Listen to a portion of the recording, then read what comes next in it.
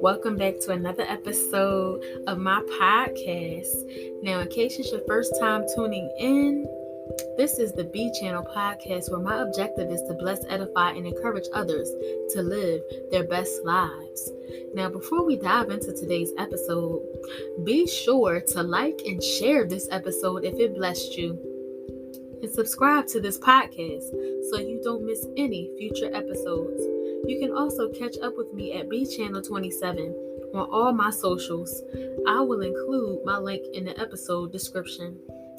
Now, without further ado, let's get to the tea on this month's book.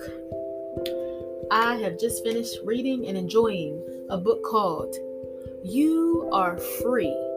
Be Who You Already Are by Rebecca Lyons. Now, to share a little bit about her, before I tell you what I love about this book, Rebecca Lyons is the author of Free Fall to Fly, a breathtaking journey toward a life of meaning. She is a mother of 3, wife of 1, and dog walker of 2, living in Nashville. An old soul with a contemporary honest voice, Rebecca reveals her own battles to overcome anxiety, depression, and consumer impulses. Finding joy in raising a special needs child, she invites everyone to embrace the unique calling God has for each of us. Rebecca wears her heart on her sleeve, a benefit to friends and readers alike. Alongside her husband Gabe, Rebecca serves as co-founder of Q Ideas, an organization that equips Christians on how to winsomely engage culture. Her favorite hours are spent with her nose in a book and a discriminating cup of coffee in hand. And I love this book so much, y'all. And just to give you a bit of an overview, there were several chapters that I really enjoyed, and I like the names of the chapters, like Free to Confess, Free to Rest, Free to Celebrate, Free to Love, Free to Set Free. And there were 15 chapters. They go pretty quickly, and what I loved is that she had reflection questions at the end of each chapter. Now, if you know me, I love to journal, period, whether it's prayer journaling or gratitude journaling or just off the top of my head, things that I need to let go of. And once I start, I can't stop. So I prefer to just quietly reflect on what's being said, because I'll be writing forever if I really sat there and answered the questions. But, it's one of those things that's kind of up to you, whether you would rather quietly reflect or journal about what she said, because she did give you the option to journal about it if you would like to. And it was just one of those books that was really freeing, because sometimes in Christianity, sometimes in this walk with God, we find ourselves just in this place where we feel like we're in bondage, we feel restricted, right? But a walk with God is really about freedom, because it says it in Galatians chapter 5 that we've been set free from a yoke of slavery. It says even further in the chapter that we should use our freedom to serve one another in love. And then it also talks about just this whole idea of, seeking, approval and wondering about your worth and your identity. And there's just so many things that really resonated with me in each of the chapters, and her stories were funny, profound, and inspiring. And it's just one of my favorite things when an author really just puts it all out there and lets it be what it is and doesn't try to justify it or explain how they felt. They just let it hang in the air and marinate for you to really grow and learn from. And I really appreciated her transparency. Like, the way she delivered the story was just spot on, and it was a great book to read. And it was worth reading, because sometimes you're like, oh, free, sure, but she really expounded upon it in a very helpful and insightful way, this whole idea of freedom, and kind of enlightened me and broadened my perspective on what freedom really means.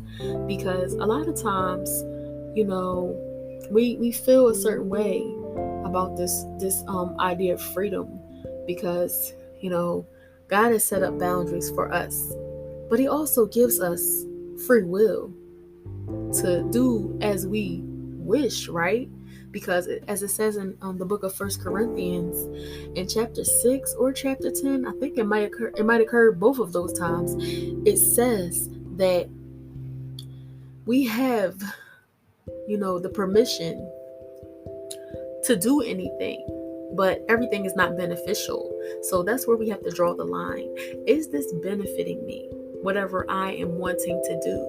And the beautiful thing is that God does give you that choice, but you have to suffer the consequences if you choose to do something that's, out of alignment and doesn't serve or really honor the freedom that He's given you. So it's a beautiful thing to really reflect on that and learn what it means to be free.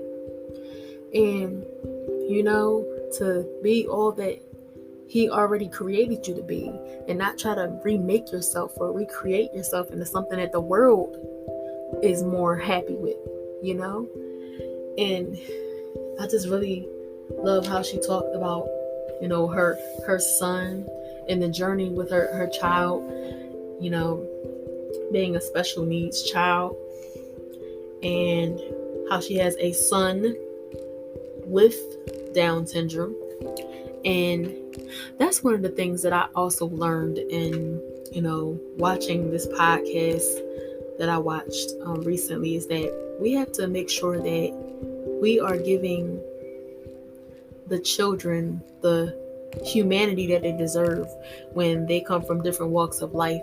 Like, instead of saying that someone is a Down syndrome child, say that they are a child with Down syndrome. This is not who they are. It's a part of them, but it's not who they are. And she did a beautiful job of expressing how awesome of a person that he was and how beautiful his spirit was, and not focusing on the sometimes negative connotations that can be attributed to a child, with certain different abilities. I like to say that children are differently able, and not say disabled, because they have abilities. It's just that they're different. And that was the beautiful thing that I was able to glean from her story. And if somebody were to ask me who should read this, I would say anybody that's struggling with their identity and acceptance, and this idea of feeling worthy of their life and everything that's been given to them, in terms of their gifts and things like that. I would say that that's who should read it. If you're struggling, if you're having an identity crisis, if you are just needing some wisdom about how to do this life with God, and this idea of liberation and this idea of freedom is just so helpful to understand. It's a pivotal thing to understand, because otherwise you will live in bondage to people pleasing. You will live in bondage to other people's ideas of who you should be. And this gives you the assurance that who you are is enough. The way you show up is enough. You can find this book on Amazon, and I'm sure other outlets are offering this book as well. And I'm sure you can find her on her social media. And also, I just wanted to let y'all know that, by the time this airs, I will have a podcast episode coming out with Life Coach Miss Star on YouTube, and I'll be sure to post that on my community tab when I get the opportunity. It's going to be a podcast about the fruits of the Spirit, and I'm just so happy to be able to collaborate with another sister in Christ and to get to know her And it took some doing, but we got it done, and it was really a great opportunity. So make sure you tune into that. I'm really excited for that collaboration. And I thank you so much for tuning in and listening every time I post one of these episodes. And I just hope that you really enjoyed it and got something out of it. I really hope that you go take a chance and read that book. It's worth your while. It's worth sitting down and having your tea or whatever you like to have and reading. So don't hesitate to pick that up. Thank you so much for tuning in. And until next time, peace and blessings.